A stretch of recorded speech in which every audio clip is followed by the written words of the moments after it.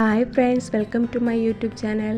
നമുക്ക് വീട്ടിലേക്ക് ആവശ്യമായ ഉണക്കമുന്തിരിങ്ങ നമുക്കിനി വീട്ടിൽ തന്നെ ഉണ്ടാക്കിയെടുക്കാം. എങ്ങനെയാണെന്ന് നോക്കിയാലോ. ഞാനിവിടെ കുറച്ച് മുന്തിരിങ്ങ കഴുകി വൃത്തിയാക്കി എടുത്ത് വെച്ചിട്ടുണ്ട്. ഒരു പാത്രത്തിൽ അല്പം വെള്ളം ചൂടാക്കാൻ വെച്ച ശേഷം ഈ മുന്തിരിങ്ങ അതിലേക്ക് ഇട്ട് കൊടുക്കുക.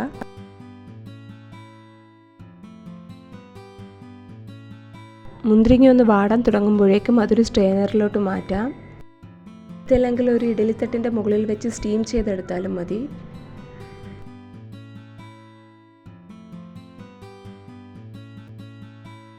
വെള്ളമെല്ലാം വാർന്നു പോകുമ്പോൾ നമുക്കിത് വെയിലത്ത് വെച്ച് ഉണക്കിയെടുക്കാം.